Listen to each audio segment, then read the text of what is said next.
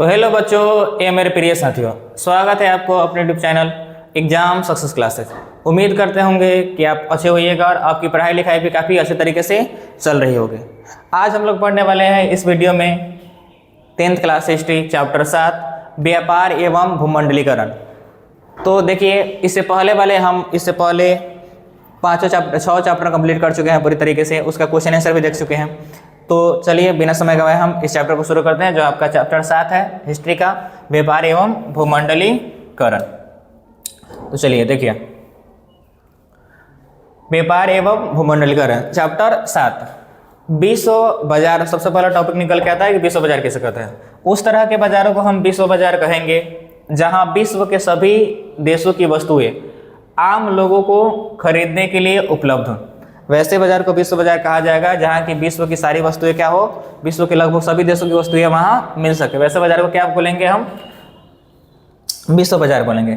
जैसे भारत की आर्थिक राजधानी मुंबई, वहां किसी भी देश का आप सामान खोजिए, वहां सामान आपको मिल जाएगा। चलिए, दूसरा आपका टॉपिक निकल के आता है वाणिज्य क्रांति। वाणिज्य क्रांति क्या है? तो व्यापार के क्षेत्र में व्यापार के क्षेत्र में होने वाला अद्भुत विकास और विस्तार जो जल और स्थल दोनों मार्ग से संपूर्ण विश्व तक पहुंचा। इसका केंद्र यूरोप या इंग्लैंड था। इसको क्या बोला गया? वाणिज्य क्रांति। देखिए, जल मार्ग की खोज हो जाने से, उसके बाद में नए नए मशीनों के आविष्कार से इंग्लैंड में जो क्रांति हुई, वाणिज्य क्रांति, अलग अलग, उसी को क्या बोलते हैं? वाणिज्य क्रांति बोलते हैं। अब दूसरा निकल के आ रहा है आपका औद्योगिक क्रांति। अगला टॉपिक क्या बन रहा है? औद्योगिक क्रांति। वाष्प शक्ति से संचालित मशीनें द्वारा कारखानों में व्यापक पैमाने पर वस्तुओं का उत्पादन। इसका केंद्र इंग्लैंड में ही था और वह 1750 के बाद प्रारंभ हुआ। जो औद्योगिक क्रांति की शुरुआत हुई वह कहाँ से हुई थी? वह इंग्लैंड से हुई थी। कब? 1750 के बाद, क्योंकि वहाँ नए नए कारखानों को व्यापक रूप मिला और नए नए जो कारखाने खुले, जिसके कारण वह व्यापार का क्या केंद्र बनकर उभरा। कौन? इंग्लैंड। अब देखते हैं हम लोग साम्राज्यवाद के बारे में कि साम्राज्यवाद क्या है। यूरोपीय देशों द्वारा एशिया, अफ्रीका के क्षेत्रों पर सैनिक शक्ति द्वारा विजय प्राप्त कर उसे अपने प्रत्यक्ष अधीनों में रखना ही क्या कहलाया? साम्राज्यवाद। जब किसी शक्तिशाली देशों द्वारा किसी कमजोर देश लेकिन संसाधनों से परिपूर्ण देश पर आक्रमण किया गया, उसे अपने अधीन रखने का प्रयास किया गया, तो इसको क्या बोला गया? साम्राज्यवाद बोला गया। अब आपका अगला टॉपिक है आर्थिक मंदी क्या है।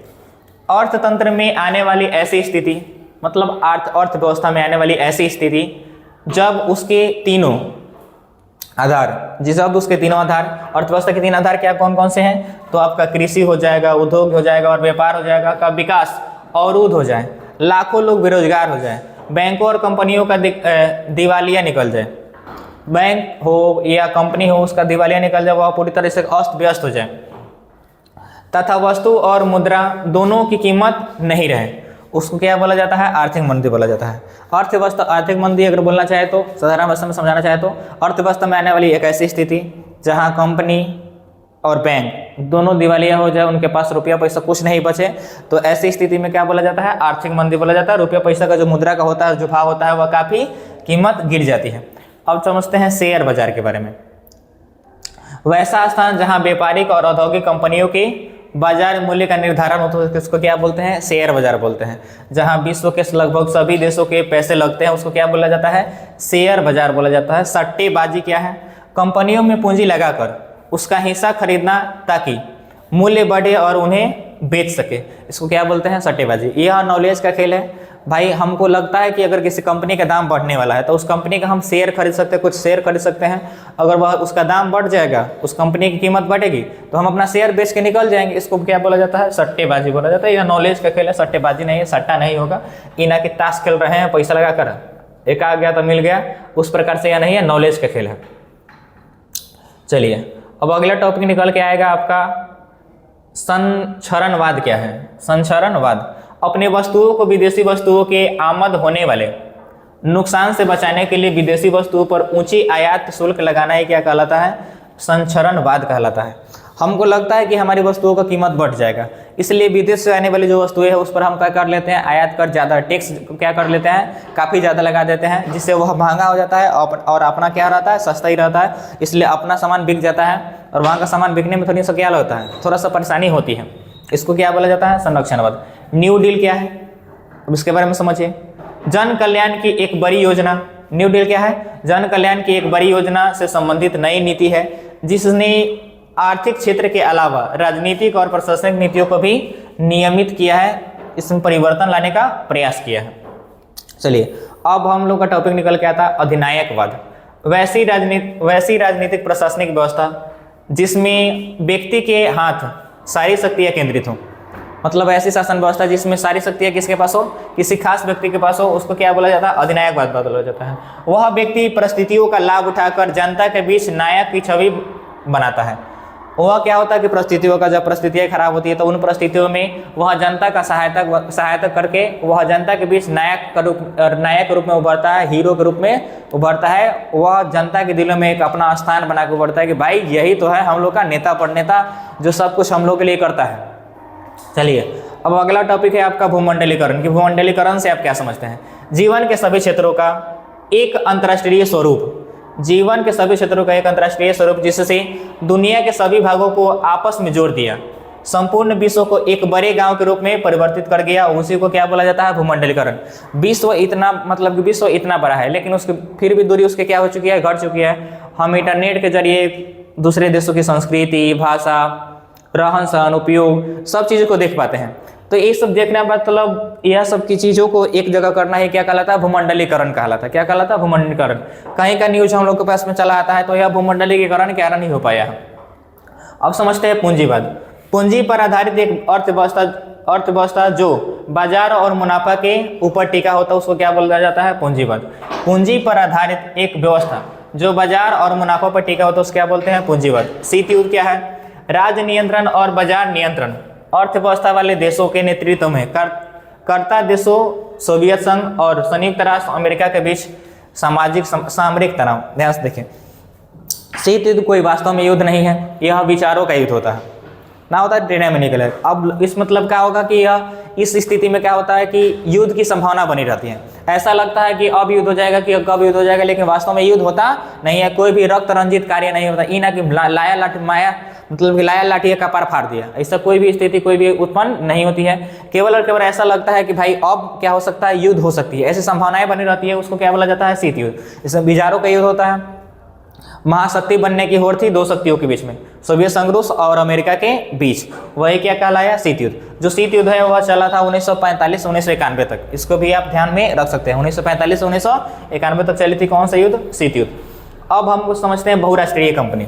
बहुराष्ट्रीय कंपनी किसे कहते हैं, कई देशों में एक ही साथ व्यापार और व्यवसाय करने वाले कंपनियों को हम क्या बोलते हैं, बहुराष्ट्रीय कंपनी। वैसी कंपनियां जिसका कार्य क्षेत्र केवल एक देश में नहीं बल्कि अलग अलग देशों में हो, एक से अधिक देशों में हो, तो उसको क्या बोला जाता है, बहुराष्ट्रीय कंपनी हम बोल सकते हैं। 1920 के बाद इस तरह की कंपनियों का उत्कर्ष हुआ जो द्वितीय महायुद्ध के बाद काफ़ी बढ़ गया। 1920 के बाद भी ऐसी कंपनियों का उद्भव हुआ जिसका नाम क्या है, बहुराष्ट्रीय कंपनी जिसको कह सकते हैं। लेकिन द्वितीय विश्व जब खत्म हुआ 1945 के बाद में इसका और भी काफ़ी विकास हुआ। अब समझते हैं उपनिवेशवाद के बारे में। किसके बारे में, उपनिवेशवाद।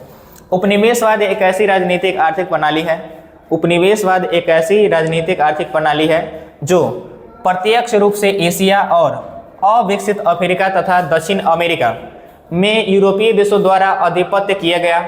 इसका एकमात्र उद्देश्य था इन देशों का क्या करना, आर्थिक शोषण करना। जो काफ़ी अधिक शक्तिशाली देश थे उन्होंने कमजोर देश लेकिन प्राकृतिक संसाधनों से परिपूर्ण देशों पर अपना क्या जमाया, आधिपत्य जमाया। उन्हीं के प्राकृतिक संसाधनों का क्या करते थे, उपयोग करते थे। इसी को क्या बोला गया, उपनिवेशवाद बोला गया। तो यह किसी बड़े शक्तिशाली राष्ट्र के द्वारा ही हो सकता है। अगर उदाहरण के लिए समझना चाहे तो देखिए, भारत भी क्या था, अंग्रेजों का, इंग्लैंड का क्या था, गुलाम था। उपनिवेश रहा लगभग 200 वर्षों तक। अब यह आपका टॉपिक निकल के आ रहा है, गिरमिटिया मजदूर क्या है। गिरमिटिया मजदूर क्या है, ध्यान से देखिए। औपनिवेशिक देशों के एक ऐसे श्रमिक जिन्हें औपनिवेशिक देशों के एक ऐसे श्रमिक जिन्हें एक निश्चित समझौता द्वारा निश्चित समय के लिए अपने शासित क्षेत्र से ले जाते थे, मतलब उनको क्या करना था, काम करने के लिए एक स्थान से दूसरे स्थान तक भेजा जाता था। इन्हीं को क्या बोला गया, ऐसे मजदूर जिनको काम करने के लिए एक स्थान से दूसरे स्थान तक भेजा गया उनको क्या बोला गया, गिरमटिया मजदूर। इन्हें मुख्यतः नकदी फसलों जैसे गन्ना के उत्पादन में लगाया जाता था। भारत के भोजपुरी भाषा के क्षेत्रों में पूर्वी उत्तर प्रदेश और पश्चिमी बिहार, पंजाब, हरियाणा से गन्ने की खेती के लिए जमैका, फिजी, त्रिनाद एवं टोक्यो, मॉरिशस आदि देशों में ले जाया जाता था यहाँ के मजदूरों को। उसको क्या बोला गया, गिरमिटिया मजदूर। तो एक सवाल आता है कि गिरमिटिया मजदूर बिहार के किस क्षेत्र से आते थे, तो वह आते थे पश्चिमी क्षेत्र से आते थे। किस क्षेत्र से आते थे, पश्चिमी क्षेत्र से। गिरमिटिया मजदूर बिहार किस क्षेत्र से आते थे, तो वह पश्चिमी क्षेत्र से आते थे। देखिए, प्राचीन विश्व बाजार का स्वरूप और स्पष्ट प्रमाण एलेक्जेंड्रिया नामक बड़ा व्यापारिक केंद्र की चर्चा के क्रम में मिलता है। यह शहर 3 महादेशों अफ्रीका, यूरोप और एशिया के व्यापारियों का केंद्र था। अलेक्जेंड्रिया, जिसकी स्थापना अलेक्जेंडर के द्वारा की गई थी। सिकंदर, जिसको जाना था भारतीय विश्व विजेता सिकंदर, उसी के द्वारा की गई थी। इसकी स्थापना किसकी, अलेक्जेंड्रिया शहर की स्थापना किसके द्वारा की गई थी, सिकंदर के द्वारा। चलिए आगे देखते हैं हम लोग। आगे हम लोग का टॉपिक निकलता है विश्व बाजार का स्वरूप और विस्तार। मतलब विश्व बाजार के स्वरूप में क्या परिवर्तन आया, उसका विस्तार कैसे हुआ, इसके बारे में समझिए। वाष्प इंजन सबसे पहले देखते हैं। वाष्प इंजन से चलने वाले कारखानों से वस्तुओं का उत्पादन काफी बढ़ा। उपनिवेशवाद नामक एक नवीन शासन प्रणाली का उदय हुआ। 19वीं शताब्दी में विश्व बाजार का स्वरूप आधार बढ़ा। ये सब देखिए, इसी सब कारण के कारण स्वरूप बढ़। औद्योगिक क्रांति के फैलाव के साथ साथ बाजार का स्वरूप में भी विश्वव्यापिता होने लगी। कारखानों में निर्मित वस्तुओं को विश्व के कोने कोने में पहुंचाया जाता था। जो कारखाना में वस्तुएं बनती थी, जो फैक्ट्री में बनी वस्तुएं होती है, उसको विश्व के कोने कोने में क्या किया जाता था, पहुंचाया जाता था। रोजगार की तलाश में सर्वव्यापियों का पलायन होता था। औपनिवेशिक देशों से लोगों को निश्चित अवधि के लिए जो इस पर अधिकार करके रखा था, वहां के लोगों को, वहां के मजदूरों को एक निश्चित अवधि के लिए समझौता के तहत यूरोपीय देशों में ले जाया जाता था, जिन्हें कृषि कार्य करे जाते थे, नकदी फसलों के उत्पादन में लगाया जाता था। इस तरह के मजदूरों को गिरमिटिया मजदूर कहा गया। अब विश्व बाजार की क्या उपयोगिता है, इसके बारे में समझिए। किसानों को अपने उपज का अच्छा रिटर्न मिलता था, क्योंकि बाजार ज्यादा प्रतिस्पर्धा था जब विश्व बाजार आ गया था। क्योंकि फैक्ट्रियों की कोई कमी नहीं, खरीदने वालों की कोई कमी नहीं, तो क्या होगा, प्रतिस्पर्धा हो गया। उस मतलब कि एक कंपनी खरीदती थी कम दाम में, तो दूसरी कंपनी ज्यादा दाम देने को क्या थी, तैयार थी। तो इसलिए क्या हुआ कि उपज का कति मिलने लगा, अच्छा रिटर्न मिलने लगा। रोजगार के नए अवसर क्या होने लगे, उपलब्ध होने लगे, उनका सृजन होने लगा। आधुनिक विचार और चेतना का प्रसार हुआ। आधुनिक विचार मतलब नए नए जो विचार उत्पन्न हुए, उसका क्या हुआ, प्रचार प्रसार हुआ। विश्व बाजार के लाभ के बारे में समझते हैं। विश्व बाजार के क्या लाभ हुए। विश्व बाजार से आधुनिकीकरण और औद्योगिकरण का विकास हुआ। औपनिवेशिक देशों से रेल मार्ग, सड़क, बंदरगाह, खनन, बागवानी जैसे संरचनात्मक क्षेत्र का विकास हुआ। नवीन तकनीक की खोज की गई। रेलवे, वाष्प इंजन, भाप का जहाज, टेलीग्राम, बड़े जलपोत जैसे नगर जैसे नए तकनीकों की खोज की गई। शहरीकरण का विकास तथा जनसंख्या का विकास तेजी से हुआ। अब ये तो उतार हो गया। विश्व बाजार से हानि क्या हुई, तो विश्व बाजार से हानि में देखिए, एशिया और अफ्रीका में उपनिवेशवाद को जन्म दिया। भारत जैसे पुराने उपनिवेशों का काफी तेजी से शोषण हुआ। विश्व बाजार से साम्राज्यवाद का भी उदय हुआ। यह आपका हो जाएगा विश्व बाजार से हानि। आगे देखिए, थोड़ा सा टॉपिक और बचा होगा, चलिए इसके बारे में देखते समझ लेते हैं। कृषि, लघु उद्योग, कुटीर उद्योग का पतन हो गया। ये सब किसका देना है, उपनिवेशवाद का ही देना है।